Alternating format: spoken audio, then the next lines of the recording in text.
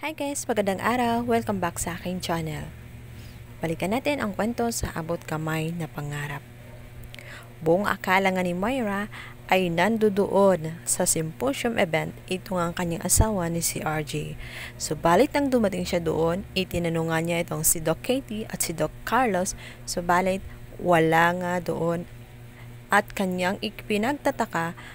Sa kaalaman niya, hinarangan ito ni Giselle. Sinabi niya kay RJ na huwag siyang pupunta ngayon, lalong-lalo na't ando doon din si Annalyn.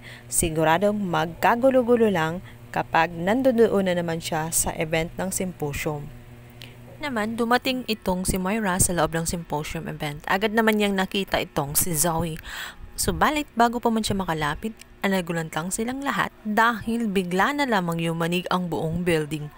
Nang siyang dahilan, nagpapanik ang mga tao at nagsisitakbuhan. Labis nga ang pag-aalala nitong si Zoe dahil nahiwalay ang kanyang ina sa kanya. Ang mga tao ay nagpapanik na rin ng sobra dahil hindi na alam kung ano ang gagawin.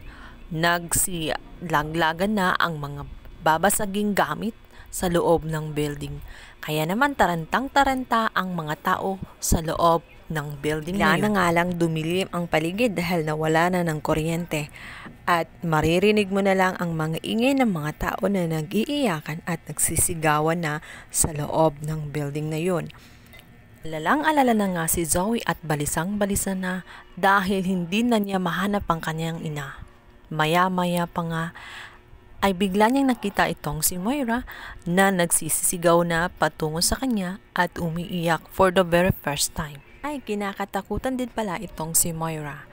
Hindi nga sila agad-agad nakalabas sa loob ng building dahil ang daming nasaktan at ang daming nasugatan na kailangan pa nilang i-rescue isa-isa. Mayroon ding mga batang nagsisiiyakan dahil nangangailangan ng tulong. Samantala, ito nga si RJ at si Lynette ay natrap sa loob ng flower shop. At wala pa ring tigil itong si Lynette sa kadadada dito nga kay RJ dahil pinaparigalitan pa rin niya ito kahit na nga lumilindol na lahat. Ayun, ang dalawa nag-aaway pa rin sa ilalim ng lamesa. Inisisi nga ni Lynette itong si RJ dahil sinabi niyang kasalan niya ang lahat-lahat ng nangyayari. At nais ni Lynette na lumabas upang puntahan nga niya si Annalyn dahil nag-aalala na siya kung ano ang nangyayari sa kanyang anak. Subalit nga pinipigilan siya ni RJ dahil baka nga may aftershock pa na mangyayari at delikado pa ngang lumabas dahil hindi pa nila alam kung ano ang sitwasyon doon sa labas. Sila na nga katapusan na ng mundo dahil balisang-balisa na ang mga tao na nasa paligid. Maya-maya pa nga ay muling nagkita nga itong si Annalyn at si Zoe.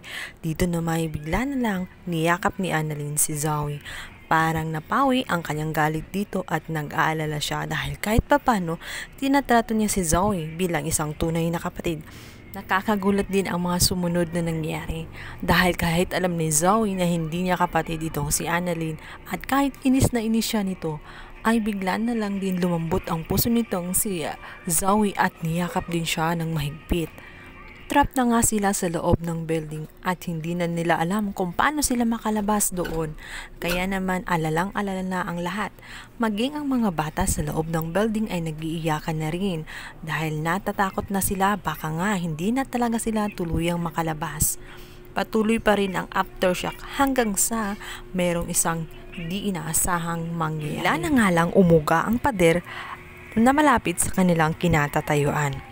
Sadyang kalunos-lunos ang sinapit nila sa loob ng building na iyon. Maya pa ay matinding pagyanig ang muling naganap. Nagkaroon ito ng aftershock. Napalingon sila sa kabila dahil may tela, umiiyak at natrap.